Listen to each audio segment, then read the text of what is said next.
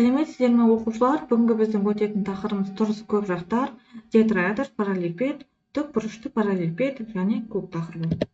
Тұрыс көп жақ дегеніміз бұл бізде барлық жақтары өзара тең дұрыс көп бұрыштардан тұратын және әрбір төбесіне бірдей санда жақтар түйісетін көп жақ.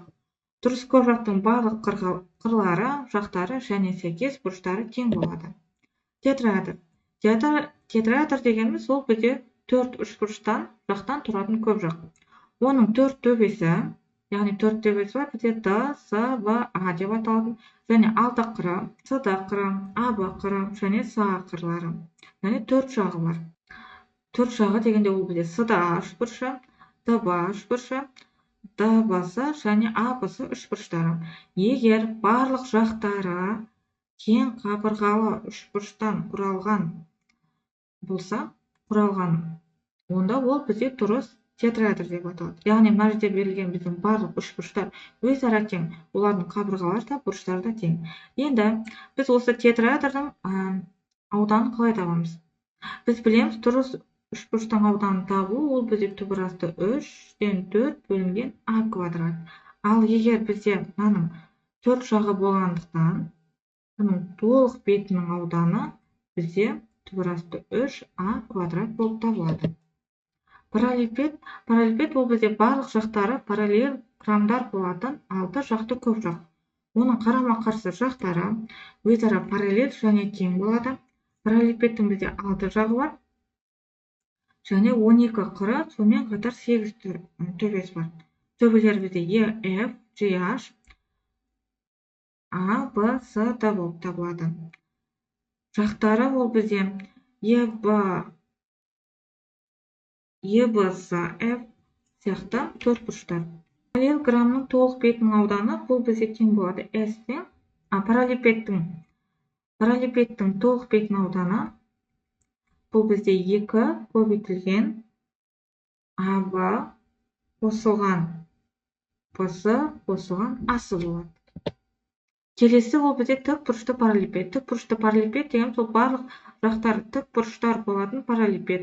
Оның ұзындығы, ені және биіктігі өзара перпендикуляр, яғни 90 градус жасап қойылса да, тікбұрышты параллелепипедтің барлық бұрыштары тікбұрышқа, яғни 90 градусқа тең. Тікбұрышты параллелепипедтің бүйір бетінің ауданы бұл бізде тең болады 2С көбейтілген А қосылған Б. Ал егер табанның ауданын десе, бұл бізде жай ғана АБ.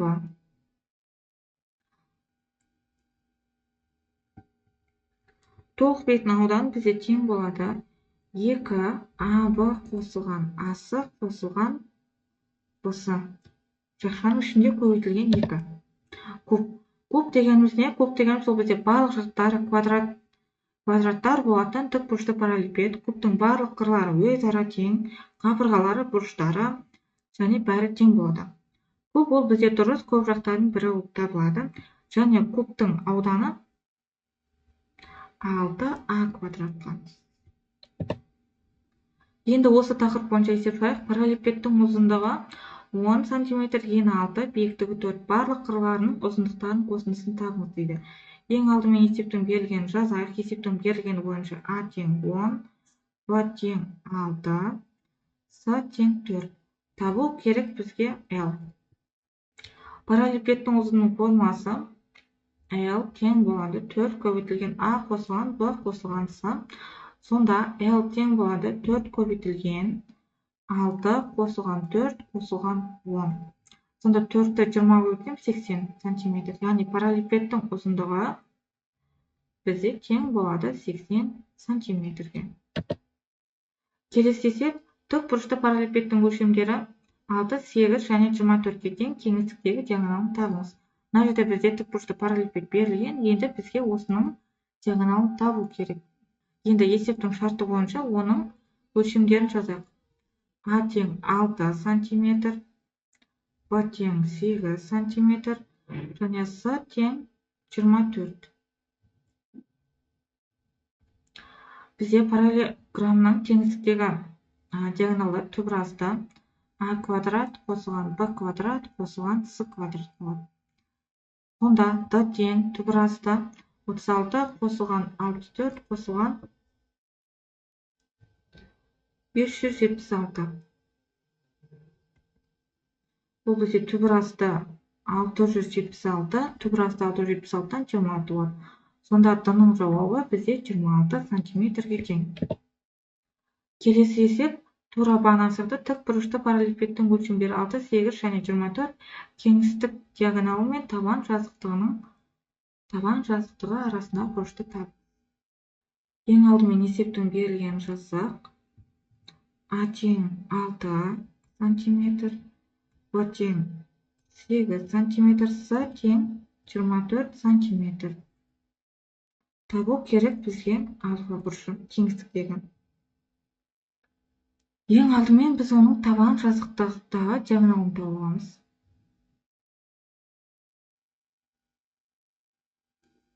Және сонда бізде мынаны сұрап отыр.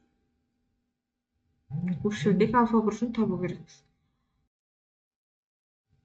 Оны табу үшін ең алдымен табан жазықтықтағы BG, яғни бұл бізде диагоналы, осыны тауып аламын.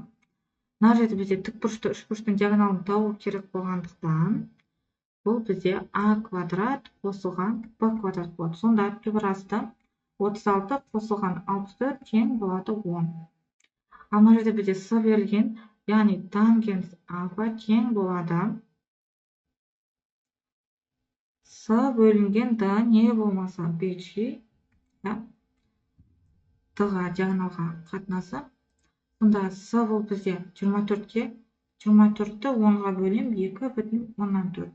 Яғни тангенс альфа 2,4-ке. Сонда альфа тең болады А тангенс 2,4. Егер нақтырақ бұрышын тап десек, жуықтап алғанда бізде бұл 67,4 градусқа тең. Осымен бүгінгі сабақ аяқталды. Жақсы демалыңыздар.